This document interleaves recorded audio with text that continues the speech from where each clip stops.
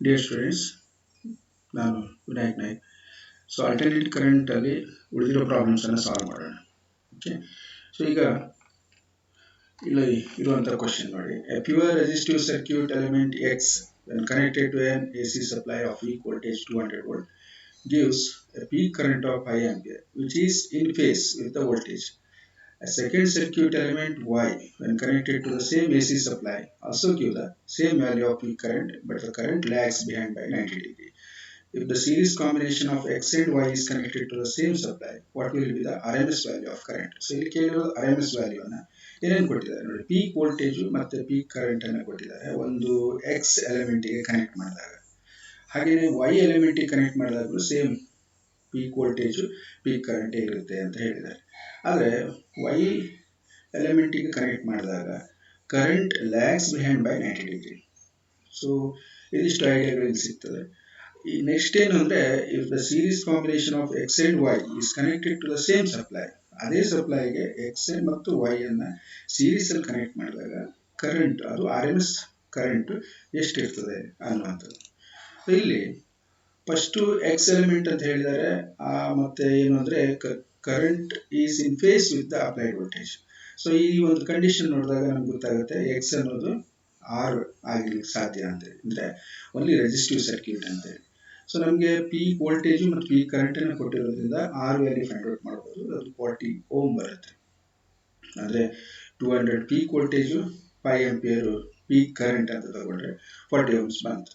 So second ಕೇಸಿಗೆ ಬಂದಾಗ current lags behind the voltage by 90 degree. So lags ಅಂದಾಗ ಇದು ಯಾವ್ದು ಇರ್ಬೋದು ಅಂದ್ರೆ Y must be an inductor. So inductor ಅಲ್ಲಿ ಏನಾಗುತ್ತೆ, ಕರೆಂಟ್ ಲ್ಯಾಗ್ ಆಗುತ್ತೆ ಅಂತ ಹೇಳಿ. ಅಲ್ಲೂ ಕೂಡ ಪೀಕ್ ವೋಲ್ಟೇಜು ಮತ್ತೆ ಪೀಕ್ ಕರೆಂಟ್ ಅನ್ನು ಕೊಟ್ಟಿದ್ದಾರೆ. ಸೊ ಹಾಗಾಗಿ ಎಕ್ಸೆಲ್ ಅಂತ ನಾವೇನಂತೀವಿ inductive reactance. So inductive reactance 40 ohm ಅಂತ ಬಂತು ನಮಗೆ, ಯಾಕೆಂದ್ರೆ ಸೇಮ್ 200/5. ಈಗ ಏನಾಯ್ತು ಕೇಳಿದ್ರೆ, ಈ ಕಾಂಬಿನೇಷನ್ ಅನ್ನ ಅಂದ್ರೆ ಎಕ್ಸೆಲ್ ಮತ್ತೆ ಆರ್ ಅನ್ನ ಸೀರೀಸ್ ಅಲ್ಲಿ ಕನೆಕ್ಟ್ ಮಾಡಿದಾಗ ಇಂಪೆಡೆನ್ಸ್ ಎಷ್ಟಿರುತ್ತೆ ಅನ್ನುವಂಥದ್ದು. ಇಲ್ಲಿ ಎಕ್ಸ್ ಸಿ ಇಲ್ಲ. ಸೊ ಹಾಗಾಗಿ Z is equal to square root of R square plus XL square. So values ನಮ್ಗೆ ಗೊತ್ತಿದೆ, 40 ಇದೆ, ಇದು 40 ಇದೆ. So under root 40 square plus 40 square ಅಂದ್ರೆ 40√2 ಓಮ್ ಬಂತು. ಇದು ಒಂದು ಇಂಪೆಡೆನ್ಸ್ ಯಾವುದು, ಎಕ್ಸ್ ಮತ್ತು ವೈ ಅನ್ನ ಸೀರೀಸ್ ಕನೆಕ್ಟ್ ಮಾಡಿದಾಗ. ಸೊ ಹಾಗಾಗಿ ಆಲ್ರೆಡಿ ನಮಗೆ ಪೀಕ್ ವೋಲ್ಟೇಜ್ ಗೊತ್ತಿದೆ, 200 ವೋಲ್ಟೇಜ್ ಅಂತ supply voltage. So R M S value ಎಷ್ಟಾಗುತ್ತೆ, Vm/√2 ಅಂತ ಆಯ್ತು. ಸೊ ಹಾಗಾಗಿ 200/√2 ಅನ್ನೋದು R M S value of voltage. ಈಗ ಕರೆಂಟ್ ಅನ್ನ ಕೇಳಿದರೆ ಎಲ್ಲಿ ನೆನ್ಪಿಟ್ಕೊಳ್ಳಿ, ಇವೆರಡನ್ನು ಸೀರೀಸ್ ಅಲ್ಲಿ ಕನೆಕ್ಟ್ ಮಾಡಿದಾಗ ಅಂದ್ರೆ ಎಕ್ಸ್ ಮತ್ತು ವೈ ಅನ್ನ ಸೀರೀಸ್ ಅಲ್ಲಿ ಕನೆಕ್ಟ್ ಮಾಡಿದಾಗ ಕರೆಂಟ್ ಚೇಂಜ್ ಆಗಿದೆ. ಸೊ ಆ ಕರೆಂಟ್ ಎಷ್ಟು ಅಂತ ಕೇಳಿದ್ದಾರೆ. ಆ ಕರೆಂಟ್ ಅನ್ನು ನೋಡುವಾಗ ನಾವೇನ್ ಮಾಡ್ತೀವಿ, V/RMS/Z. ಸೊ Z ಅನ್ನ ಕ್ಯಾಲ್ಕುಲೇಟ್ ಮಾಡಿದ್ವಿ, ಆರ್ ಎಂ ಎಸ್ ಅನ್ನ ಕ್ಯಾಲ್ಕುಲೇಟ್ ಮಾಡಿದ್ವಿ. ಸೊ ಸಬ್ಸ್ಟಿಟ್ಯೂಟ್ ಮಾಡಿ. ಸೊ ಆರ್ ಎಂ ಎಸ್ ಇರೋ ಜಾಗದಲ್ಲಿ ನಮಗೆ ಏನ್ ಬರುತ್ತೆ, 200 ಬಂತು. ಸಾರಿ 200/√2 ಬಂತು. ಸೊ Z ಏನೇನು ಬಂದಿದೆ, 40√2 ಬಂದಿದೆ.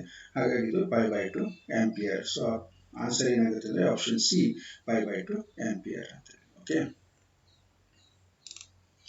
ಓಕೆ ನೆಕ್ಸ್ಟ್ ಕ್ವಶನ್ ಅಲ್ಲಿ ನೋಡಿ, ಸೈನಸಾಯ್ಡಲ್ ವೋಲ್ಟೇಜ್ ಆಫ್ ಪೀಕ್ ವ್ಯಾಲ್ಯೂ ಕೊಟ್ಟಿದ್ದಾರೆ 283 volt and frequency 50 hertz is applied to series LCR circuit in which so R value, L value ಮತ್ತು C value ಅನ್ನು ಕೊಟ್ಟಿದ್ದಾರೆ.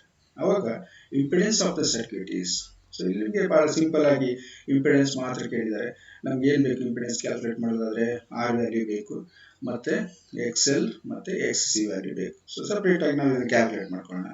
ಎಕ್ಸೆಲ್ ಅಂದಾಗ ಒಮೆಗಾ ಎಲ್ ಅಂತೀವಿ ನಾವು. ಒಮೆಗಾ ಅಂದ್ರೆ 25 nu into L. So 2 into 5 value ಹಾಕಿದಲ್ಲಿ 3.14. Frequency ಕೊಟ್ಟಿದ್ದಾರೆ ನೋಡಿ 50 ಹರ್ಟ್ಜ್ ಅಂತೇಳಿ. ಸೊ ಇಲ್ಲಿದೆ 50 ಹರ್ಟ್ಜ್. ಸೊ ಆ ವ್ಯಾಲ್ಯೂಸ್ ಅನ್ನ ಅಲ್ಲಿ ಹಾಕಿದಾಗ ಮತ್ತೆ 25.48 ಅನ್ನೋದು ಏನಿದೆ ಇಂಡಕ್ಟನ್ಸ್ ವ್ಯಾಲ್ಯೂ, ಇದು ಮಿಲಿ ಹೆನ್ರಿಯಲ್ಲಿ ಇದೆ. ಸೊ 10⁻⁻3. ಸೊ ಇದು ಸಿಂಪ್ಲಿಫೈ ಮಾಡಿದ್ರೆ ಇದು 8 ಓಮ್ ಬರುತ್ತೆ.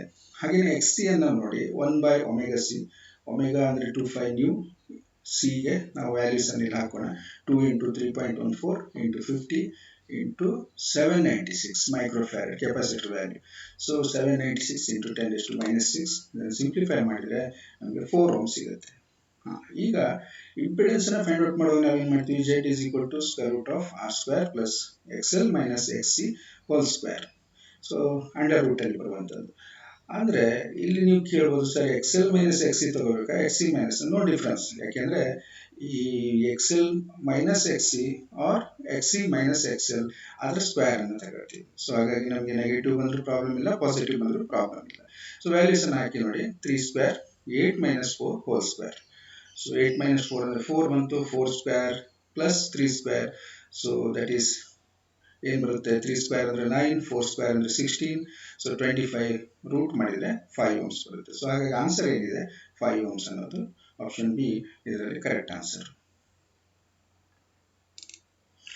ಓಕೆ, ಈಗ ನೆಕ್ಸ್ಟ್ ಕ್ವೆಶ್ಚನ್ ನೋಡಿ. A condenser of capacitance of 2.4 microfarad is used in a transmitter to transmit at lambda wavelength. If the inductor of 10 raised to minus 8 Henry is used for resonant circuit, then the value of lambda is. ಇದು ಏನಿದೆ question ಅಲ್ಲಿ ನೋಡಿ, ಒಂದು capacitor ಇದೆ ಮತ್ತೆ ಒಂದು inductor ಇದೆ. So ಇದು ಎಲ್ ಸಿ ಆಸಿಲೇಟರ್ ಅಂತ ಹೇಳ್ತಾರೆ. ಈ ಎಲ್ ಸಿ ಆಸಿಲೇಟರ್ ಅನ್ನ ಯೂಶಲಿ ಒಂದು ಸಿಗ್ನಲ್ ಟ್ರಾನ್ಸ್ಮಿಟ್ ಮಾಡೋಕೆ ಅಥವಾ ಅದನ್ನ ರಿಸೀವ್ ಮಾಡೋಕೆ ಟ್ಯೂನಿಂಗ್ ಸರ್ಕ್ಯೂಟ್ ಅಂತ ಕರೀತಾರೆ. ಸೊ ಅಲ್ಲಿ ಈ ಎಲ್ ಸಿ ಆಸಿಲೇಟರ್ ಅನ್ನ ಯೂಸ್ ಮಾಡ್ತಾರೆ. ಬಟ್ ಇಲ್ಲಿ ಏನ್ ಕೇಳಿದರೆ, is used in transmitter to transmit, ಅಂದ್ರೆ ಒಂದು ವೇವ್ ಅನ್ನ ಟ್ರಾನ್ಸ್ಮಿಟ್ ಮಾಡಬೇಕಾದ್ರೆ ಸೊ ಅದ್ರ ವೇವ್ ಲೆಂತ್ ಲ್ಯಾಂಬ್ಡಾ ಇರಬೇಕು. ಆವಾಗ ಈ ಒಂದು ಕೆಪಾಸಿಟರ್ ಮತ್ತು ಈ ಇಂಡಕ್ಟರ್ ನ ಯೂಸ್ ಮಾಡಿದಾಗ ಲ್ಯಾಂಬ್ಡಾ ವ್ಯಾಲ್ಯೂ ಎಷ್ಟಿರುತ್ತೆ ಅನ್ನುವಂಥದ್ದು. ಈಗ ನಮ್ಗೆ ಇಲ್ಲಿ ಕೊಟ್ಟಿರೋದು ಏನಿದೆ, ಕೆಪಾಸಿಟನ್ಸ್ ಕೊಟ್ಟಿದ್ದಾರೆ, C is equal to 2.4 microfarad. So ಅದನ್ನ ಫ್ಯಾರಡ್ ಕನ್ವರ್ಟ್ ಮಾಡ್ಕೊಳ್ಳಿ. ಇಂಡಕ್ಟನ್ಸ್ ಎಲ್ ಇದೆ, ಅದನ್ನ 10 to minus 8 ಹೆನ್ರಿ ಡೈರೆಕ್ಟ್ ಆಗಿ ಎಸ್ ಐ ಯೂನಿಟ್ ಅಲ್ಲಿ ಕೊಟ್ಟಿದ್ದಾರೆ. ಇಲ್ಲಿ ಕಂಡೀಷನ್ಸ್ ಏನಿದೆ ನೋಡಿ, ಯೂಸ್ಡ್ ಫಾರ್ ರೆಸೋನೆಂಟ್ ಸರ್ಕ್ಯೂಟ್ ಅಂತ ಕೊಡ್ತಾರೆ. ಅಂದ್ರೆ ರೆಸೋನೇಟಿಂಗ್ ಸರ್ಕ್ಯೂಟ್ ಅಂದಾಗ ನಾವು ರೆಸೋನೇಟಿಂಗ್ ಫ್ರೀಕ್ವೆನ್ಸಿಯನ್ನ ನಾವು ಈಸಿಯಾಗಿ ಫೈಂಡ್ ಔಟ್ ಮಾಡ್ಬೋದು. ಓಕೆ, ಈ ಸೊಲ್ಯೂಷನ್ ಅಲ್ಲಿ ಏನ್ ಮಾಡೋಣ, ನಾವು ಜನರಲ್ ಆಗಿ ಫ್ರೀಕ್ವೆನ್ಸಿ ವೆಲಾಸಿಟಿ ವೇವ್ ಲೆಂತ್ ನ ರಿಲೇಷನ್ ಅನ್ನು ತಿಳ್ಕೊಳ್ಳೋಣ. So frequency is equal to C by lambda, ಇದೊಂದು ರಿಲೇಷನ್ ನಮ್ಗೆ ಗೊತ್ತಿದೆ. ಸಿ ಅನ್ನೋದು ವೆಲಾಸಿಟಿ ಆಫ್ ಲೈಟ್. ಇದನ್ನ ಸ್ಕ್ವೇರ್ ಮಾಡ್ಕೊಂಡ್ರೆ nu square is equal to C square by lambda square ಅಂತ ಇಲ್ಲಿ ಸಿಂಪ್ಲಿ ಇದನ್ನು ಸ್ಕ್ವೇರ್ ಮಾಡ್ಕೊಂಡ ಬೋತ್ ಸೈಡ್. ನೆಕ್ಸ್ಟ್ ಏನ್ ಮಾಡುವ ಅಂದ್ರೆ, ಈ ಎಲ್ ಸಿ ಸರ್ಕ್ಯೂಟ್ ಅಲ್ಲಿ ರಿಸೋನೇಟಿಂಗ್ ಫ್ರೀಕ್ವೆನ್ಸಿಯನ್ನ ಎಕ್ಸ್ಪ್ರೆಷನ್ ಬರೆದ್ರೆ nu is equal to 1/2π square root of L C, ಇದು ರೆಸೋನೇಟಿಂಗ್ ಫ್ರೀಕ್ವೆನ್ಸಿ. ಸೊ ಇದಕ್ಕೂ ಸ್ಕ್ವೇರ್ ಮಾಡಿ, nu square is equal to 1/2 square ಅಂದ್ರೆ 4 ಆಯ್ತು, 5 ಸ್ಕ್ವೇರ್ ಆಯ್ತು, ರೂಟ್ ಎಲ್ ಸಿ ಗೆ ಸ್ಕ್ವೇರ್ ಮಾಡಿದ್ರೆ ಎಲ್ ಸಿ ಉಳ್ಕೊಳ್ಳುತ್ತೆ. ಹಾಗಾಗಿ L C equals to 1/4π square nu square. ಇದನ್ನ ಇನ್ನೂ ಬೇರೆ ರೀತಿಯಲ್ಲೂ ಕೂಡ ಡೈರೆಕ್ಟ್ ಸಬ್ಸ್ಟಿಟ್ಯೂಟ್ ಆಗಿ ಮಾಡಬಹುದು. ಬಟ್ ಈಗ ಇಲ್ಲಿ ಮಾಡ್ತಿರೋ ರೀತಿಯಲ್ಲಿ ನಾವೇನ್ ಮಾಡ್ಬೇಕಂದ್ರೆ, ಈ ನ್ಯೂ ಸ್ಕ್ವೇರ್ಗೆ ಈ ವ್ಯಾಲ್ಯೂನ ತಂದು ಸಬ್ಸ್ಟಿಟ್ಯೂಟ್ ಮಾಡಿ. ಯಾವುದು, nu square equals to C square by lambda square. So ಹಾಗೆ ಸಬ್ಸ್ಟಿಟ್ಯೂಟ್ ಮಾಡಿದಾಗ ಲ್ಯಾಂಬ್ಡಾ ಸ್ಕ್ವೇರ್ ನ್ಯೂಮರೇಟರ್ ಬಂದ್ರೆ ಸಿ ಸ್ಕ್ವೇರ್ ಡಿನಾಮಿನೇಟರ್ ಬರುತ್ತೆ. ನಮ್ಗೆ ಬೇಕಾಗಿರೋದು ಲ್ಯಾಂಬ್ಡಾ. ಸೊ ಹಾಗಾಗಿ ಲ್ಯಾಂಬ್ಡಾವನ್ನ ನಾವು ತೆಗೆದುಕೊಂಡ್ರೆ square root of 4π square C square L C. ಅಂದ್ರೆ ಈಗ ಈ ವೇವ್ ಲೆಂತ್ ಅನ್ನು ನಾವು ಈಸಿಯಾಗಿ ಸಬ್ಸ್ಟಿಟ್ಯೂಟ್ ಮಾಡಬಹುದು, ಫೈಂಡ್ ಔಟ್ ಮಾಡಬಹುದು. ಸಿ ಅಂದ್ರೆ ನಮ್ಗೆ ಗೊತ್ತಿದೆ velocity of light, L value ಕೊಟ್ಟಿದ್ದಾರೆ, ಇ ಸಿ ಅನ್ನೋದು ಕೆಪಾಸಿಟನ್ಸ್, ಇದ್ರ ವ್ಯಾಲ್ಯೂನ ಕೊಟ್ಟಿದ್ದಾರೆ, ಸಬ್ಸ್ಟಿಟ್ಯೂಟ್ ಮಾಡಿ. So lambda equals to 4π square 3 into 10⁸, ಇದು ವೆಲಾಸಿಟಿ ಆಫ್ ಲೈಟ್, ಇದ್ರ ಸ್ಕ್ವೇರ್ ಇದೆ. ನೆಕ್ಸ್ಟ್ ಏನು ಕೇಳಿದ್ರೆ ಎಲ್ ವ್ಯಾಲ್ಯೂ ಹಾಕಿದ್ವಿ ನಾವು 10⁻⁸, and ಸಿ ವ್ಯಾಲ್ಯೂ ಹಾಕೋಣ 2.4 into 10⁻⁶. ಇದನ್ನು ಸಿಂಪ್ಲಿಫೈ ಮಾಡಿ. So you get the value lambda equals to 292 metre. ಹಾಗಾಗಿ option A 292 metre is the correct answer.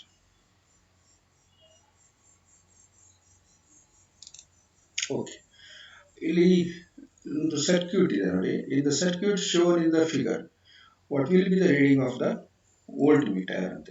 ಈ ಸರ್ಕ್ಯೂಟ್ ಏನು ಅಂದ್ರೆ L C R circuit, series ಅಲ್ಲಿ ಕನೆಕ್ಟ್ ಮಾಡಿರುವಂತದ್ದು. ಸೋರ್ಸ್ ವೋಲ್ಟೇಜ್ 200 ವೋಲ್ಟ್ ಇದೆ, 50 ಹರ್ಟ್ಜ್ ಸೈಕಲ್ ಇದೆ.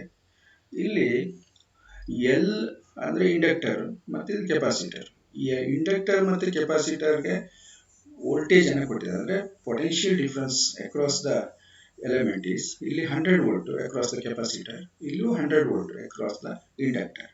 ಸೊ ಇದು ನೆನಪಿರಲಿ, ಇದು A C circuit. D C circuit ಆದ್ರೆ ಏನಾಗುತ್ತೆ, ಸೊ ಈ 200 ವೋಲ್ಟೇಜ್ ಸೋರ್ಸ್ ವೋಲ್ಟೇಜ್ ಏನಿದೆಯೋ ಅದು sum of the potential difference between the individuals ಅಂತ ತಗೋತೀವಿ. ಬಟ್ ಎ ಸಿ ಅಲ್ಲಿ ಹಾಗಾಗೋದಿಲ್ಲ. ಎ ಸಿ ಅಲ್ಲಿ ಏನಾಗುತ್ತೆ ಕೇಳಿದ್ರೆ ಈ ಕರೆಂಟ್ ಕಾಮನ್ ಇರುತ್ತೆ, ಯಾಕಂದ್ರೆ ಸೀರೀಸ್ ಅಲ್ಲಿ ಇದೆ. ಬಟ್ ವೋಲ್ಟೇಜ್ ಅಲ್ಲಿ ಏನಾಗುತ್ತೆ, ಫೇಸ್ ಡಿಫರೆನ್ಸ್ ಇರುತ್ತೆ. ಕೆಪಾಸಿಟರ್ ಬೇರೆ, ಇಂಡಕ್ಟರ್ ಬೇರೆ ಇರುತ್ತೆ. ರೆಸಿಸ್ಟರ್ ಅಲ್ಲಿ ಮಾತ್ರ ಇನ್ ಫೇಸ್ ಇರುವಂತದ್ದು. ಹಾಗಾಗಿ ನಾವೇನ್ ಮಾಡ್ಬೇಕಂದ್ರೆ ಈ ಫೇಶಿಯಲ್ ಡಯಾಗ್ರಾಮ್ ಅಲ್ಲಿ ನಾವು ಒಂದು ಎಕ್ಸ್ಪ್ರೆಷನ್ ತಗೋತೀವಿ ನೋಡಿ, ಒಂದು ರಿಸಲ್ಟೆಂಟ್ ವೋಲ್ಟೇಜ್ ಅಂತೇಳಿ V is equal to square root of V R square plus V C minus V L whole square. So ಇದು ನಮ್ಮ ಫೇಶಿಯಲ್ ಡಯಾಗ್ರಾಮ್ ಅಲ್ಲಿ ಬಂದಿರುವಂತಹ ಎಕ್ಸ್ಪ್ರೆಷನ್. ಅದಕ್ಕೆ ನಾವೇನ್ ಮಾಡುವ, ಈಗ ನಮಗೆ ಸಪ್ಲೈ ವೋಲ್ಟೇಜ್ 200 ಇದೆ, ಅದು ಗೊತ್ತಿದೆ. ವಿ ಆರ್ ಅನ್ನ ಫೈಂಡ್ ಔಟ್ ಮಾಡಬೇಕು, voltage across resistor. V C ಗೊತ್ತಿದೆ 100 ವೋಲ್ಟೇಜ್, ವಿ ಎಲ್ ಗೊತ್ತಿದೆ 100 ವೋಲ್ಟೇಜ್. ಸೊ 100 ಮೈನಸ್ 100 ಅಂದ್ರೆ 0 ಆಗುತ್ತೆ ಇದು. ಹಾಗಾಗಿ ಈ ಟರ್ಮ್ ಕ್ಯಾನ್ಸಲ್ ಆಗಿ ಹೋಗುತ್ತೆ. ಉಳಿಯೋದೇನು, square root of V R square ಅಂದ್ರೆ 200 is equal to square root of V R square. So ಇಲ್ಲಿ ವಿ ಆರ್ ಸ್ಕ್ವೇರ್ ಇರೋದ್ರಿಂದ ರೂಟ್ ಇಂದ ಹೊರಗಡೆ ಬಂದದ್ದು ವಿ ಆರ್ ಆಗುತ್ತೆ. V R is equal to 200 voltage. So ಇಲ್ಲಿ ಆಪ್ಷನ್ ಸಿ ಏನಿದೆ 200 voltage, ಇದು ಇದರ ಕರೆಕ್ಟ್ ಆನ್ಸರ್. ಓಕೆ, ಇನ್ನು ನೆಕ್ಸ್ಟ್ ಒಂದು ಕ್ವಶನ್ ನೋಡಿ. In a series LCR circuit, the voltage across the resistance, capacitance and inductance is 10 volt each. ಅಂದ್ರೆ ನೀವು ಎಲ್ಲೇ ಒಂದು ವೋಲ್ಟೇಜ್ ಅನ್ನ ಮೆಜರ್ ಮಾಡಿ, ಯಾವುದರಲ್ಲಿ ರೆಸಿಸ್ಟೆನ್ಸ್ ಇರ್ಬೋದು, ಕೆಪಾಸಿಟನ್ಸ್ ಇರ್ಬೋದು ಅಥವಾ ಇಂಡಕ್ಟನ್ಸ್ ಇರ್ಬೋದು, ಸೊ ಅಲ್ಲೆಲ್ಲ 10 ವೋಲ್ಟ್ ಇದೆ ಅಂತ ಹೇಳಿ. If the capacitance is short circuited, the voltage across the inductance will be. Okay, ಈಗ ಫಸ್ಟ್ ಏನ್ ಹೇಳ್ತಾರೆ ಅಂದ್ರೆ ಈ voltage across R, X C and X L are same, ಎಲ್ಲದರಲ್ಲೂ ಸೇಮ್ ವೋಲ್ಟೇಜ್ ಇದೆ. ಕರೆಂಟ್ ಸೇಮ್ ಇರ್ತದೆ, ಯಾಕೆಂದ್ರೆ ಸೀರೀಸ್ ಸರ್ಕ್ಯೂಟ್. ಹಾಗಾಗಿ ನಮ್ಗೆ ಏನ್ ಗೊತ್ತಾಗುತ್ತೆ, V is equal to I R. ಆ ಪ್ರಕಾರ ಏನಾಯ್ತು, ಸೊ ಆ ಒಂದು ಸೀರೀಸ್ ಸರ್ಕ್ಯೂಟ್ ಅಲ್ಲಿ ಇರುವಂತಹ ರೆಸಿಸ್ಟರ್ ವ್ಯಾಲ್ಯೂ ಏನು, ರೆಸಿಸ್ಟೆನ್ಸ್ ಇದೆ ಅಥವಾ ಕೆಪಾಸಿಟಿವ್ ರಿಯಾಕ್ಟನ್ಸ್ ಏನಿದೆ ಅಥವಾ ಇಂಡಕ್ಟಿವ್ ರಿಯಾಕ್ಟನ್ಸ್ ಏನಿದೆ, ಇವೆಲ್ಲವೂ ಸೇಮ್ ಇರಲೇಬೇಕು. ಹಾಗಿದ್ದಾಗ ಮಾತ್ರ ಈ ರೀತಿ ಕಂಡೀಷನ್ ಇರ್ಲಿಕ್ಕೆ ಸಾಧ್ಯ, ಸೇಮ್ ವೋಲ್ಟೇಜ್ ಇರ್ಲಿಕ್ಕೆ ಸಾಧ್ಯ ಅನ್ನುವಂಥದ್ದು. ಹಾಗಾಗಿ R is equal to X C is equal to X L, ಇದು ನಮ್ಗೆ ನೆನ್ಪಿಟ್ಕೊಳ್ಳೋಣ. ಸೊ ಈಗ ನೆಕ್ಸ್ಟ್ ಏನ್ ಮಾಡುವ ಕೇಳಿದ್ರೆ, ನಾವು ಟೋಟಲ್ ವೋಲ್ಟೇಜ್ ಇಂದ ಸರ್ಕ್ಯೂಟ್. ಹಾಗಾದ್ರೆ ಟೋಟಲ್ ವೋಲ್ಟೇಜ್ ಎಷ್ಟು, ಸುಮ್ಮನೆ ಅದನ್ನ ಆಡ್ ಮಾಡಿದ್ರೆ ಬರೋದಿಲ್ಲ. ಅವಾಗ ಹೇಳಿದ್ದೀನಿ ನಿಮಗೆ. ಸೊ ನಾವು ಫೇಶಿಯಲ್ ಡಯಾಗ್ರಾಮ್ ಏನ್ ಯೂಸ್ ಮಾಡಿದ್ವು ಅದನ್ನೇ ಮಾಡ್ಕೊಂಡ್ರೆ, V is equal to I common ಹೊರಗಡೆ ಇಟ್ಕೊಂಡೆ ನಾನು, R square plus X L minus X C whole square under root. So ಇಲ್ಲಿ X L is equal to X C ಆಗಿರೋದ್ರಿಂದ ಇದು 0 ಆಗ್ಬಿಡುತ್ತೆ. ಹಾಗಾಗಿ ಏನು ಉಳಿತು, I into under root R square. So root ಅಲ್ಲಿ ಒಳಗಡೆ ಆರ್ ಸ್ಕ್ವೇರ್ ಇರೋದ್ರಿಂದ ಅದು ಆರ್ ಅಂತ ಹೊರಗಡೆ ಬಂದಿದೆ. So I R that is equals to 10 volt. So this is the ಒಂದು ಸೋರ್ಸ್ ವೋಲ್ಟೇಜ್ ಅಥವಾ total voltage in the circuit. ಈಗ ನೆಕ್ಸ್ಟ್ ಏನಾಯ್ತು ಕೇಳಿದ್ರೆ, ಕೆಪಾಸಿಟರ್ ಅನ್ನ ಶಾರ್ಟ್ ಸರ್ಕ್ಯೂಟ್ ಮಾಡಿದ್ದಾರೆ. ಅಂದ್ರೆ ಕೆಪಾಸಿಟರ್ ಬದಲು ಒಂದು ಡೈರೆಕ್ಟ್ ವೈರ್ ಹಾಕಿ ಆ ಎಂಡ್ಸ್ ಅನ್ನ ಕನೆಕ್ಟ್ ಮಾಡಿದ್ದಾರೆ. ಇಲ್ಲಿ ಕೆಪಾಸಿಟರ್ನ ಕೆಲಸ ಏನೂ ಇರುವುದಿಲ್ಲ, ಕೆಪಾಸಿಟರ್ ಇಲ್ಲ ಆ ಸರ್ಕ್ಯೂಟ್ ಅಲ್ಲಿ. ಸೊ ಇರೋದೇನು ಹಾಗಾದ್ರೆ, ಒಂದು ರೆಸಿಸ್ಟರ್ ಮತ್ತೆ ಒಂದು ಇಂಡಕ್ಟರ್. ಈಗ ಏನಾಗುತ್ತೆ ಕೇಳಿದ್ರೆ, ಕರೆಂಟ್ ಚೇಂಜ್ ಆಗುತ್ತೆ. ಸೊ ಕರೆಂಟ್ ಚೇಂಜ್ ಆಗುತ್ತೆ ಯಾಕೆ ಅಂದ್ರೆ, ಒಂದು ಎಲಿಮೆಂಟ್ ಅನ್ನ ನಾವು ಶಾರ್ಟ್ ಮಾಡಿದ್ವಿ, ಒಂದು ಎಲಿಮೆಂಟ್ ನ ಕೆಲಸ ಇಲ್ಲ ಈಗ. ಹಾಗಾಗಿ ಒಂದು ಹೊಸ ಕರೆಂಟ್ ಅನ್ನ ಐ ಡ್ಯಾಶ್ ಅಂತ ತೆಗೆದುಕೊಳ್ಳೋಣ. ಸೊ ಆ ಕರೆಂಟ್ ಏನಾಗುತ್ತೆ, ಸಪ್ಲೈ ವೋಲ್ಟೇಜ್ 10 ವೋಲ್ಟ್ ಇದೆ. So divide by R square plus X L square under root. ಇದೇನಿದು, ಇದು ಇಂಪೆಡೆನ್ಸ್. ಈಗ ಎಕ್ಸ್ ಎಲ್ ಮತ್ತೆ ಆರ್ ಎರಡು ಸೇಮ್ ವ್ಯಾಲ್ಯೂ ಇರೋದ್ರಿಂದ ನಾನು ಆರ್ ಅಂತಾನೆ ಹಾಕೋತೀನಿ, ಯಾವುದಕ್ಕೆ, ಎಕ್ಸ್ ಎಲ್ ಗೆ. So R square plus R square that is under root 2 R square. So R square root ಇಂದ ಹೊರಗಡೆ ತಗೊಂಡ್ರೆ ರೂಟ್ 2 ಇಂಟು ಆರ್. ಇದೇನಿದು, ನ್ಯೂ ಕರೆಂಟ್, ಐ ಡ್ಯಾಶ್ ಅನ್ನೋದು ನ್ಯೂ ಕರೆಂಟ್. ಸೊ ಹಾಗಾಗಿ ಈಗ ನೆಕ್ಸ್ಟ್ ನಮ್ಗೆ ಕೇಳೋದು ಏನು, ಪೊಟೆನ್ಷಿಯಲ್ ಡ್ರಾಪ್ ಅಕ್ರಾಸ್ ಇಂಡಕ್ಟರ್. ನಮಗೆ ಕರೆಂಟ್ ಸಿಕ್ಕಿದೆ, ನೆನ್ಪಿಟ್ಕೊಳ್ಳಿ, this is the new current when the capacitor is short circuited. So potential drop across inductor. Now once again Ohm's law ಅನ್ನು ಅಪ್ಲೈ ಮಾಡ್ಕೊಂಡ್ರೆ V is equal to IR. So V is equal to I dash XL. ಈ I dash ಅನ್ನೋದು ಇಲ್ಲಿ point out ಮಾಡಿರುವಂತ current. So XL value same ಇರುತ್ತೆ as that of the resistance. ಹಾಗಾಗಿ ನಾವು I dash XL ಅನ್ನ I dash R ಅಂತ ಕೂಡ ಮಾಡ್ಕೋಬಹುದು. ಹಾಗಾದ್ರೆ I dash ಅನ್ನ ಫೈಂಡ್ ಔಟ್ ಮಾಡಿದ್ವಿ, 10 divided by root 2 R. So 10 divided by root 2 R. ಇದೇನಿದು, I dash into R, R ಅನ್ನ ಇಂಟು ಮಾಡಿದ್ವಿ. ಸೊ ಆರ್ ಆರ್ ಕ್ಯಾನ್ಸಲ್ ಆಗುತ್ತೆ, ಉಳಿಯೋದೇನು 10 by root 2 ವೋಲ್ಟ್. ಸೊ ಇಲ್ಲಿ ಫೈನಲ್ ಆನ್ಸರ್ ನಮಗೆ 10 by root 2 ವೋಲ್ಟ್ ಅಂತ ಬಂದಿದೆ. Option C 10 by root 2 volt ಅನ್ನೋದು correct answer. Okay, ಇನ್ನು ನೆಕ್ಸ್ಟ್ ಕ್ವೆಶ್ಚನ್ ಅಲ್ಲಿ ನೋಡಿ, ಇನ್ ಅನ್ AC circuit the current is given by I is equal to 5 sin 100t minus 5/2. ಇಲ್ಲೊಂದು phase difference ಇದೆ ನೋಡಿ, ಫೇಸ್ ಡಿಫರೆನ್ಸ್ ಬಂದಿದೆ, ಆಂಪಿಯರ್ ಕರೆಂಟ್ ನ ಎಕ್ಸ್ಪ್ರೆಷನ್. ಹಾಗೇನೆ ಪೊಟೆನ್ಷಿಯಲ್ ಡಿಫರೆನ್ಸ್, ವೋಲ್ಟೇಜ್ ಎಕ್ಸ್ಪ್ರೆಷನ್ ಏನಿದೆ 200 sin 100t, ಇಲ್ಲಿ ಫೇಸ್ ಡಿಫರೆನ್ಸ್ ಇಲ್ಲ. Volt. Then power consumed is okay.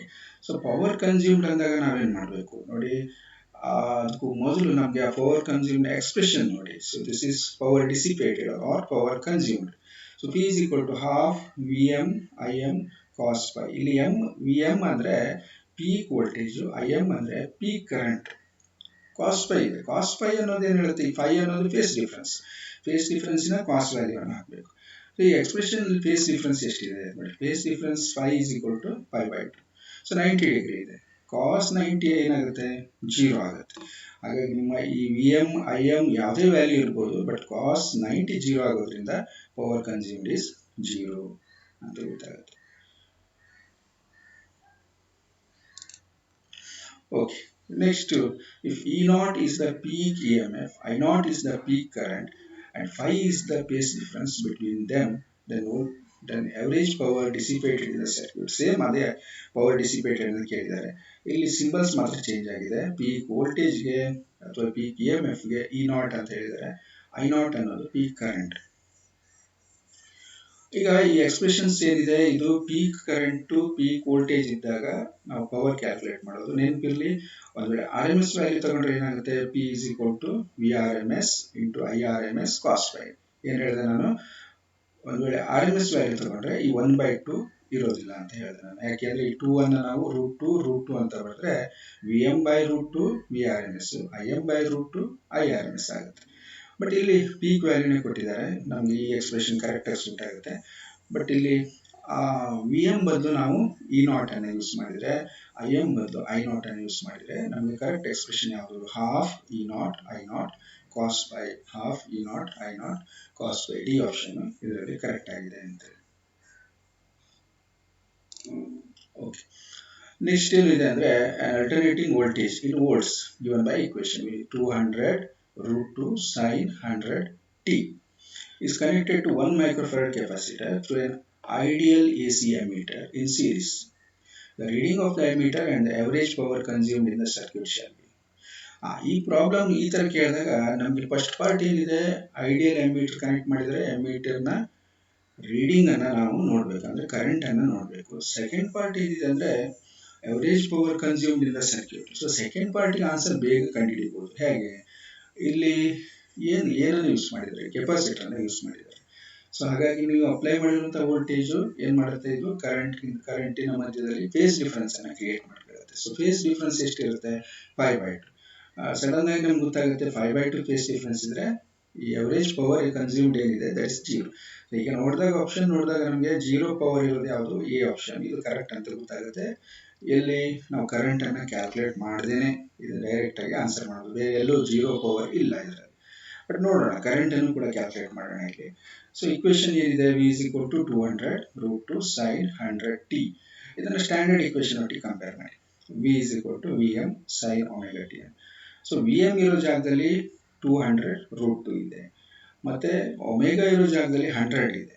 Okay, so ನಮಗೆ R M S value find out ಮಾಡೋದು ಸುಲಭ ಆಯ್ತು. ಯಾಕೆಂದ್ರೆ Vm/√2 ಮಾಡಿದರೆ ಆರ್ ಎಮ್ ಎಸ್ ವ್ಯಾಲ್ಯೂ ಬರುತ್ತೆ. Vm 200√2 divide by √2. So 200 voltage ಅನ್ನೋದು ಆರ್ ಎಮ್ ಎಸ್ ವ್ಯಾಲ್ಯೂ. ನಮ್ಗೆ ಆರ್ ಎಮ್ ಎಸ್ ವ್ಯಾಲ್ಯೂ ಬೇಕು, ಯಾಕೆ ಅಂತ ಹೇಳ್ತೇನೆ ನೋಡಿ. ಸೊ ನಾವು ಫಸ್ಟ್ ಏನ್ ಮಾಡುವ ಅಂದ್ರೆ ಕೆಪಾಸಿಟಿವ್ ರಿಯಾಕ್ಟೆನ್ಸ್ ಅನ್ನ ಫೈಂಡ್ ಔಟ್ ಮಾಡೋಣ. ಸೊ 1/ωc ಅನ್ನೋದು ಕೆಪಾಸಿಟಿವ್ ರಿಯಾಕ್ಟೆನ್ಸ್. ಒಮೆಗಾ ನಮ್ಗೆ ಡೈರೆಕ್ಟ್ ಆಗಿ ಸಿಕ್ಕಿದೆ 100 ಅಂತೇಳಿ.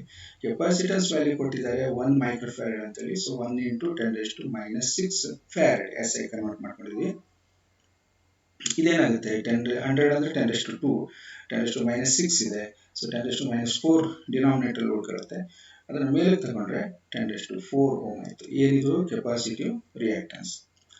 ನೆನ್ಪಿಟ್ಕೊಳ್ಳಿ, ಎ ಸಿ ಮೀಟರ್ ಯಾವಾಗಲೂ ಏನ್ ಮಾಡುತ್ತೆ, it reads the R M S value of current. ಹಾಗಾಗಿ ನಮ್ಗೆ ಏನ್ ಬೇಕು, ಆರ್ ಎಮ್ ಎಸ್ ಕರೆಂಟೇ ಬೇಕು, ಇಲ್ಲಿ ಪೀಕ್ ಕರೆಂಟ್ ಅಲ್ಲ. R M S current find out ಮಾಡೋದು ಹೇಗೆ, IRMS is equal to VRMS/XC. XC ಅನ್ನೋದು capacitive reactance. So R M S value ನಾವು ಹಿಂದೆ ಫೈಂಡ್ ಔಟ್ ಮಾಡ್ಕೊಂಡಿದ್ವಿ 200 ವೋಲ್ಟೇಜ್. XC ವ್ಯಾಲ್ಯೂ 10⁻⁴ ಬಂದಿದೆ. ಸೊ ಇದನ್ನು ಸಿಂಪ್ಲಿಫೈ ಮಾಡಿ ನಿಮ್ಗೆ ಏನು ಸಿಗುತ್ತೆ, 20 × 10⁻⁻3. ನಾವು 10 ಅನ್ನು ಇಲ್ಲಿ ಕ್ಯಾನ್ಸಲ್ ಮಾಡ್ಕೊಂಡೆ 10⁻⁻3 ಆಂಪಿಯರ್ ಅಂದ್ರೆ ಏನಾಗುತ್ತೆ, so that is milli ampere. 20 milli ampere is the current read by the ammeter. So ಹಾಗಾಗಿ ನಮಗೆ ಈ ಆನ್ಸರ್ ಕೂಡ ಸಿಕ್ತು. ನಾನು ಪವರ್ ಬಗ್ಗೆ ನಿಮ್ಗೆ ಸ್ಟಾರ್ಟಿಂಗ್ ಹೇಳಿದ್ದೆ ನಾನು. So R M S value ತಗೊಂಡಾಗ ಏನಾಗುತ್ತೆ ನೋಡಿ, P is equal to V R M S I R M S cos pi. ಈ ಫಾರ್ಮುಲಾ ಈ ತರ ಯೂಸ್ ಮಾಡ್ತೀವಿ ನಾವು. ಆರ್ ಎಮ್ ಎಸ್ ವ್ಯಾಲ್ಯೂ ಗೊತ್ತಿದೆ, ಐ ಆರ್ ಎಮ್ ಎಸ್ ಅಂದ್ರೆ V R M S I R M S ಎಲ್ಲ find out ಮಾಡಿದೀವಿ ನಾವು. ಬಟ್ ಇಲ್ಲಿ ಯೂಸ್ ಮಾಡಿರೋದು ಯಾವುದು, ಕೆಪಾಸಿಟಿವ್ ಸರ್ಕ್ಯೂಟ್. ಹಾಗಾಗಿ ಫೇಸ್ ಡಿಫರೆನ್ಸ್ ಏನಿರುತ್ತೆ 5/2 ಇರುತ್ತೆ ಕರೆಂಟ್ ಮತ್ತು ವೋಲ್ಟೇಜ್ ಮಧ್ಯದಲ್ಲಿ. ಸೊ ಈ 5 ವ್ಯಾಲ್ಯೂ 90 ಡಿಗ್ರಿ ಆದರೆ ಕಾಸ್ 90 ಇಸ್ 0. ಹಾಗಾಗಿ ಪವರ್ ಕನ್ಸ್ಯೂಮ್ಡ್ ಇಸ್ 0. ಸೊ ನಮ್ಗೆ ಆನ್ಸರ್ ಏನ್ ಸಿಕ್ತು, current 20 milli ampere, power consumed 0. Okay, ಈಗ ನೆಕ್ಸ್ಟ್ ಇನ್ನೊಂದು ಏನಿದೆ ಅಂದ್ರೆ, in A C circuit V and I are given by equation ಕೊಟ್ಟಿದ್ದಾರೆ 150 sin 150t volt and I is 150 sin 150t plus 5/3 ampere. The power dissipated in the circuit. Okay, power dissipated ಅಂದಾಗ ನಾವು peak value ತಗೊಂಡು ಮಾಡ್ಬೋದು, ಇಲ್ಲ R M S value ತಗೊಂಡು ಮಾಡ್ಬೋದು. ನಮ್ಗೆ ಯಾವ್ದು ಸಿಗುತ್ತೋ ಅದನ್ನ ಮಾಡೋದು ಬೆಟರ್. ಇಲ್ಲಿ ನಮ್ಗೆ ಪೀಕ್ ವ್ಯಾಲ್ಯೂ ಸಿಗುತ್ತೆ. ವಿ ಎಂ ಇರೋ ಜಾಗದಲ್ಲಿ ಏನಿದೆ 150 ಇದೆ, ಐ ಎಂ ಇರೋ ಜಾಗದಲ್ಲಿ ಏನಿದೆ 150 ಇದೆ ಆಂಪಿಯರ್. ಫೇಸ್ ಡಿಫರೆನ್ಸ್ ಇದೆ ನೋಡಿ, ಫೇಸ್ ಡಿಫರೆನ್ಸ್ 5/3 ಇದೆ. ಸೊ ಹಾಗಾಗಿ ನಮಗೆ 5 ವ್ಯಾಲ್ಯೂ 5/3 ಬಂತು. 5/3 ಅಂದ್ರೆ 60 ಡಿಗ್ರಿ. ಈಗ ನಾವು ಫಾರ್ಮುಲಾ ಯೂಸ್ ಮಾಡೋಣ. The power dissipated in a AC circuit is P is equal to half VM IM cos phi. once again ನೆನ್ಪಿಟ್ಕೊಳ್ಳಿ, ಪೀಕ್ ವ್ಯಾಲ್ಯೂ ಅನ್ನು ಯೂಸ್ ಮಾಡ್ತಾ ಇದೀವಿ, ಆರ್ ಎಮ್ ಎಸ್ ವ್ಯಾಲ್ಯೂ ಅಲ್ಲ ಇದು. ಹಾಗಾಗಿ VM IM cos phi. ಏನಾಯ್ತು ಈಗ ನೋಡಿ, P is equal to half VM value 150 ಇದೆ ವೋಲ್ಟ್, IM ವ್ಯಾಲ್ಯೂ 150 ಆಂಪಿಯರ್ ಇದೆ, cos 60 ಅಂದ್ರೆ 1/2. ಸೊ ಇದನ್ನು ಸಿಂಪ್ಲಿಫೈ ಮಾಡಿ ನಿಮಗೆ 5625 ವ್ಯಾಟ್ ಆನ್ಸರ್ ಬರುತ್ತೆ. Option C is correct. Next question, a voltage of peak value 283 volt and varying frequency is applied to series LCR combination in which R is equal to 3 ohm, L is equal to 25 millihenry and C is equal to 400 microfarad. Then frequency in hertz of the source at which maximum power is dissipated in the above is. So ಈ ಎರಡು ವಿಚಾರಗಳನ್ನ ನೆನಪಿಟ್ಕೊಳ್ಳಿ. ಒಂದು frequency ಇನ್ hertz ಅಂತ ಕೊಟ್ಟಿದ್ದಾರೆ. So hertz ಅಂತ ಕೊಟ್ಟಾಗ ನೀವು frequency find out ಮಾಡ್ತೀರಾ, ಎಲ್ಲೂ ಆಂಗ್ಯುಲರ್ ಫ್ರೀಕ್ವೆನ್ಸಿ ಫೈಂಡ್ ಔಟ್ ಮಾಡಿ ಅಂತ ಹೇಳಿಲ್ಲ ನಿಮಗೆ. ಈ ಹರ್ಟ್ಜ್ ಅಲ್ಲಿ ಕೊಟ್ಟಿದ್ದಾರೆ ಅಂದ್ರೆ ಫ್ರೀಕ್ವೆನ್ಸಿ ಫೈಂಡ್ ಔಟ್ ಮಾಡೋದು, ಇದು ಒಂದು ವಿಷಯ. ಎರಡನೇದೇನು ಅಂದ್ರೆ in which maximum power is dissipated. So ಈ ವರ್ಡ್ ಅನ್ನು ನೆನಪಿಟ್ಕೊಳ್ಳಿ, ಮ್ಯಾಕ್ಸಿಮಮ್ ಪವರ್ ಇಸ್ ಡಿಸಿಪೇಟೆಡ್ ಅನ್ನೋದು ಯಾವಾಗ, ರಿಸೊನೆನ್ಸ್ ಕಂಡೀಷನ್ ಅಲ್ಲಿ ಮಾತ್ರ. ಹಾಗಾಗಿ ನಾವು ರಿಸೊನೆನ್ಸ್ ಫ್ರೀಕ್ವೆನ್ಸಿಯನ್ನು ಫೈಂಡ್ ಔಟ್ ಮಾಡಬೇಕು ಅನ್ನೋದು ಗೊತ್ತಾಗುತ್ತೆ. ಕನ್ವರ್ಟ್ ಮಾಡ್ಕೊಳ್ಳಿ, ಇಂಡಕ್ಟೆನ್ಸ್ ಎಲ್ಲಿದೆ ಅದನ್ನು ಮಿಲಿ ಹೆನ್ರಿ ಇದೆ, ಅದನ್ನು ಹೆನ್ರಿ ಕನ್ವರ್ಟ್ ಮಾಡ್ಕೊಳ್ಳಿ. ಕೆಪಾಸಿಟೆನ್ಸ್ ಮೈಕ್ರೋಫ್ಯಾರಡ್ ಇದೆ, ಫ್ಯಾರಡ್ ಕನ್ವರ್ಟ್ ಮಾಡ್ಕೊಳ್ಳಿ. ಓಕೆ, ಈಗ ನೋಡಿ ಇಲ್ಲಿ ಅದನ್ನೇ ಹೇಳಿರೋದು, ಮ್ಯಾಕ್ಸಿಮಮ್ ಪವರ್ ಈಸ್ ಡಿಸಿಪೇಟೆಡ್ ಅನ್ನುವಂಥ ಕಂಡೀಷನ್ ಏನಿದೆ ಅಟ್ ರೆಸೊನೆನ್ಸ್ ಆದಾಗ ಈ ರೀತಿ ಕಂಡೀಷನ್ ಇರುತ್ತೆ ಅಂತ ಹೇಳಿ. ಸೊ ಹಾಗಾಗಿ ಫ್ರೀಕ್ವೆನ್ಸಿನ ಫೈಂಡ್ ಔಟ್ ಮಾಡಿ, that is 1/2 into square root of LC. So 2 into 3.14, 5 value ಹಾಕಿದ್ದೇನೆ, ರೂಟ್ ಒಳಗಡೆಗೆ L value 25 into 10⁻³ C value 400 into 10⁻⁶. Simplify ಮಾಡಿ. ಸೊ ನಿಮ್ಗೆ ಏನು ಬರುತ್ತೆ ವ್ಯಾಲ್ಯೂ 50.35 ಹರ್ಟ್ಜ್ ಅಂತ ಬರುತ್ತೆ. ಸೊ ಆಪ್ಷನ್ಸ್ ನೋಡಿ 50.3 ಇದೆ, ಹಾಗಾಗಿ ನಮಗೆ ಡಿ ಆಪ್ಷನ್ ಇದರಲ್ಲಿ ಕರೆಕ್ಟ್ ಆಗಿದೆ.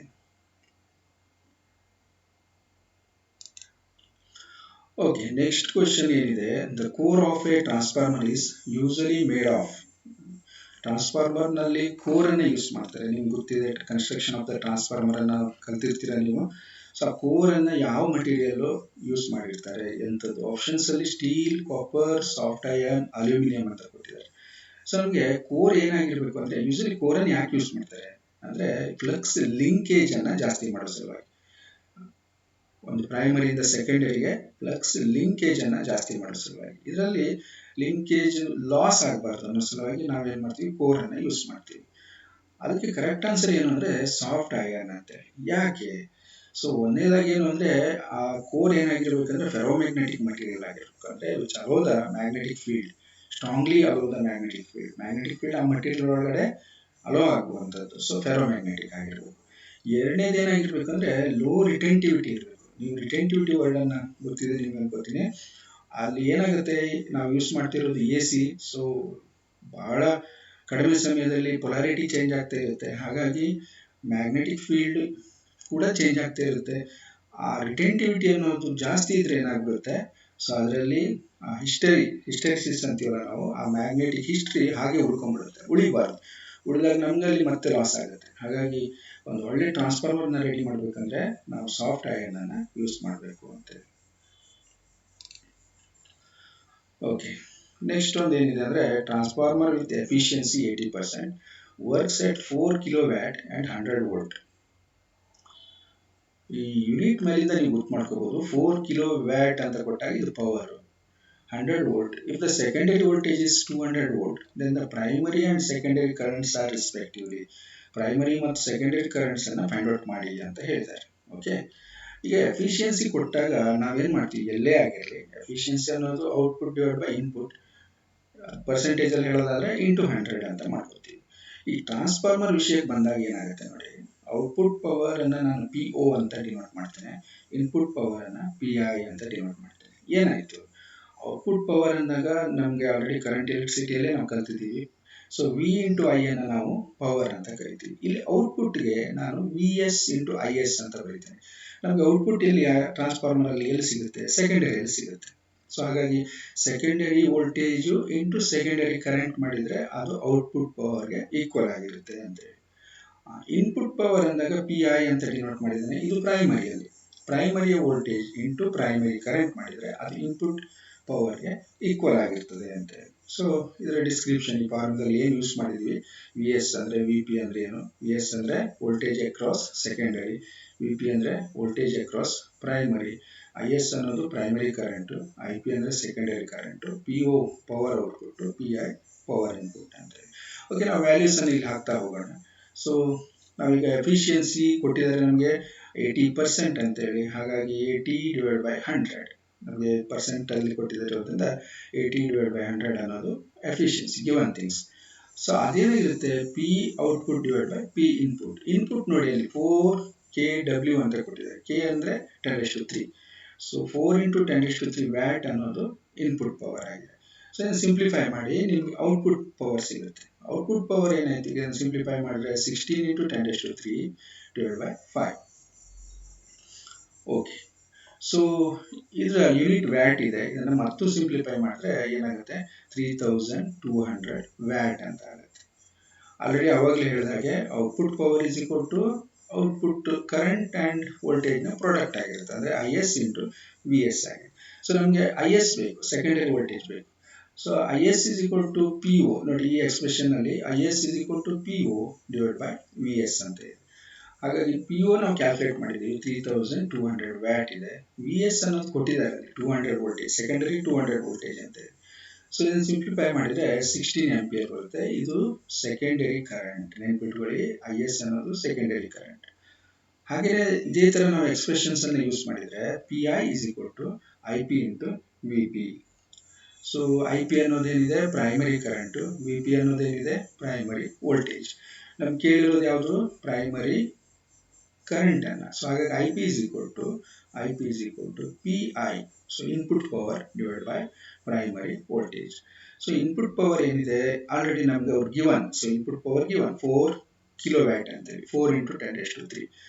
ಪ್ರೈಮರಿ ವೋಲ್ಟೇಜ್ ಏನಿದೆ 100 ವೋಲ್ಟ್ ಇದೆ. ಸೊ ಇದನ್ನ ಡಿವೈಡ್ ಮಾಡಿ you will get the 40 ampere primary current. ಅದರಿಂದ ನಮ್ಗೆ ಕೇಳಿರೋದು ಏನು ಕೇಳಿದ್ರೆ primary current and secondary current. So 40 ampere and 16 ampere is the correct answer. Okay, a transformer is used to light 140 watt 24 volt lamp from 240 volt AC mains. The current in the main cable is 0.7 ampere. The efficiency of the transformer is, ಇಲ್ಲಿ efficiency ಅನ್ನ ಕೇಳಿದ್ದಾರೆ return. ಹಾಗಾಗಿ ನಮ್ಗೆ ಏನೇನು ಕೊಟ್ಟಿದ್ದಾರೆ ನೋಡಿ, ಇದು ಒಂದು 24 ವೋಲ್ಟ್ ಲ್ಯಾಂಪ್ ಅನ್ನ ಪವರ್ ಅನ್ನ ಕೊಟ್ಟಿದ್ದಾರೆ, 140 ವ್ಯಾಟ್ ಇದೆ ಅದು. ಸೊ ಪವರ್ ಔಟ್ಪುಟ್ ನಮ್ಗೆ 140 ವ್ಯಾಟ್ ಬರಬೇಕು, ಅದನ್ನು ಕೊಟ್ಟಿದ್ದಾರೆ, ಔಟ್ಪುಟ್ ಪವರ್ 140 ವ್ಯಾಟ್. ಇನ್ಪುಟ್ ಅಲ್ಲಿ ಏನ್ ಕೊಟ್ಟಿದ್ದಾರೆ ನೋಡಿ, ಇನ್ಪುಟ್ ನ ವೋಲ್ಟೇಜ್ ಕೊಟ್ಟಿದ್ದಾರೆ ಮತ್ತೆ ಕರೆಂಟ್ ಅನ್ನ ಕೊಟ್ಟಿದ್ದಾರೆ. ನಾವು ಇನ್ಪುಟ್ ಪವರ್ ಅನ್ನ ಕ್ಯಾಲ್ಕುಲೇಟ್ ಮಾಡ್ಕೋಬಹುದು. So input power equals to V into I. V ಅನ್ನೋದು 240 ಇದೆ, I ಅನ್ನೋದು 0.7 ಇದೆ. ಸೊ ಹಾಗಾಗಿ 168 ವ್ಯಾಟ್ ಅನ್ನೋದು ಇನ್ಪುಟ್ ಪವರ್. ನೋಡಿ ಇನ್ನೊಮ್ಮೆ ನೋಡಿ, transformer is used to light 140 watt 24 volt lamp. So 140 watt ಅನ್ನೋದು ಏನಾಗಬೇಕು ನಮಗೆ ಔಟ್ಪುಟ್ ಪವರ್ ಆಗಬೇಕು. ಇನ್ಪುಟ್ ಪವರ್ ಕೊಡಲಿಲ್ಲ, ಆದರೆ ನಾವು ವಿ ಮತ್ತು ಐ ಅನ್ನು, ವಿ ಎಷ್ಟಿದೆ 240 ಇದೆ, ಐ 0.7, ಸೊ ಅದರಿಂದ ಇನ್ಪುಟ್ ಪವರ್ನ ಕ್ಯಾಲ್ಕುಲೇಟ್ ಮಾಡಿದ್ವಿ. ಆಲ್ರೆಡಿ ಎಫಿಷಿಯನ್ಸಿಯನ್ನು ನಾವು ಪರ್ಸೆಂಟೇಜಲ್ಲಿ ಹೇಳಬೇಕಂದಾಗ ಏನು ಮಾಡ್ತೀವಿ, output power divide by input power into 100. So ಹಾಗೆ ಮಾಡಿದಾಗ ಏನಾಯ್ತು ನೋಡಿ, ಔಟ್ಪುಟ್ ಪವರು 140 ಕೊಟ್ಟಿದ್ದಾರೆ, ಇನ್ಪುಟ್ ಪವರ್ ನಾವು ಕ್ಯಾಲ್ಕುಲೇಟ್ ಮಾಡಿದ್ದೀವಿ ಇಂಟು 100. ಸೊ ಹಾಗಾದರೆ ಆ ಟ್ರಾನ್ಸ್ಫಾರ್ಮರ್ ಏನು ಮಾಡ್ತಾ ಇದೆ ಕೇಳಿದ್ರೆ 83.3% ಅಷ್ಟು ಒಂದು ಎಫಿಷಿಯನ್ಸಿಯನ್ನು ಕೊಡ್ತಾ ಇದೆ ಅನ್ನೋದು ಗೊತ್ತಾಗುತ್ತೆ. ಸೊ ಹಾಗಾಗಿ ಕರೆಕ್ಟ್ ಆನ್ಸರ್ ಏನು ಅಂದರೆ ಸಿ, ಆಪ್ಷನ್ ಸಿ 83.3% ಇದೆಯಲ್ಲ, ಇದು correct answer. Okay, so 25th question. The number of turns in the primary coil of a transformer is 200 and the number of turns in secondary coil is 10. If 240 volt AC is applied to the primary, the output from secondary will be, secondary output ಅಂದರೆ secondary voltage ಅನ್ನು find out ಮಾಡಬೇಕು. So ನಿಮಗೆ transformer ಕಲಿಯುವಾಗ ನಿಮಗೆ ಗೊತ್ತಿರುತ್ತೆ, ಒಂದು ideal transformer ಅಂತ ತಿಳ್ಕೊಂಡು ನಾವು ರೇಷಿಯೋ ಆಫ್ ದ ಟರ್ನ್ಸ್ ಅನ್ನು ಮತ್ತೆ EMF across the primary and secondary or current across the primary and secondary ರೇಷಿಯೋವನ್ನು ನಾವು ಒಂದು ರಿಲೇಟ್ ಮಾಡಿರ್ತೀವಿ. ಸೊ ಆ ಪ್ರಕಾರ ಏನಾಯ್ತು ಕೇಳಿದ್ರೆ voltage across secondary voltage VS is equal to NS by NP into VP. ಇಲ್ಲಿ NS ಅನ್ನೋದು ಏನು ಕೇಳಿದ್ರೆ number of turns in the secondary, NP ಅನ್ನೋದು number of turns in the primary. So VP ಅನ್ನೋದು ಏನಿದೆ ಪ್ರೈಮರಿ ವೋಲ್ಟೇಜ್ ಇದೆ. ಇಲ್ಲಿ ನಾವು ಫೈಂಡ್ ಔಟ್ ಮಾಡಬೇಕಾಗಿರೋದು VS ಸೆಕೆಂಡರಿ ವೋಲ್ಟೇಜ್ ಅನ್ನು. ಓಕೆ, ಈಗ number of turns in the secondary ನೋಡಿ, ಇಲ್ಲಿ ನಂಬರ್ ಆಫ್ ಟರ್ನ್ಸ್ ಕೊಟ್ಟಿದ್ದಾರೆ. In the primary coil of transformer is 200, NP ಅನ್ನೋದು 200, NP ವ್ಯಾಲ್ಯೂ 200 ಇದೆ. NS ಅನ್ನೋದು ಏನಿದೆ, so number of turns in secondary coil is 10 volt. So number of turns in the secondary ಏನಿದೆ 10 ಇದೆ, ಸಾರಿ ಇಲ್ಲಿ 100 ಆಗಿದೆ, ಇದು 10 ಆಗಬೇಕು. ಆಮೇಲೆ ಏನಿದೆ 240 ವೋಲ್ಟೇಜ್ ಅನ್ನೋದು ಏನಿದೆ applied voltage. So applied voltage ಅನ್ನೋದು ಎಲ್ಲಿ ಬರುತ್ತೆ, ಪ್ರೈಮರಿ ಬರುತ್ತೆ. ಹಾಗಾಗಿ ಇದನ್ನು ಸಿಂಪ್ಲಿಫೈ ಮಾಡಿದರೆ ನಮಗೆ 12 ವೋಲ್ಟ್ ಬರುತ್ತೆ. ನೆನಪಿರಲಿ, ಇದು 100 ಅಲ್ಲ, ಇದು 10 ಇದು. ಸೊ ಹಾಗಾಗಿ ಆನ್ಸರ್ ಸಿ 12 ವೋಲ್ಟ್ ಅನ್ನೋದು ಕರೆಕ್ಟ್ ಆಪ್ಷನ್. ಓಕೆ, ಇಲ್ಲಿಗೆ ನಾನು ನಿಮ್ಗೆ ಕೊಟ್ಟಿರುವಂಥ ಕ್ವಶನ್ಸ್ ಕಂಪ್ಲೀಟ್ ಆಗುತ್ತೆ. ಮತ್ತು ಇದರಲ್ಲಿ ಅಲ್ಟರ್ನೇಟಿಂಗ್ ಕರೆಂಟಲ್ಲಿ ತುಂಬ ಕಾನ್ಸೆಪ್ಟ್ಗಳಿವೆ. ನಿಮಗೆ ಏನು ಬೇಕು ಅನ್ನೋದನ್ನು ಕಾಮೆಂಟ್ ಮಾಡಿ, ಮತ್ತು ಅದಕ್ಕೆ ತಕ್ಕಾಗಿ ನಾನು ವಿಡಿಯೋ ಮಾಡಿ ಅಪ್ಲೋಡ್ ಮಾಡ್ತೇನೆ. Okay, thank you.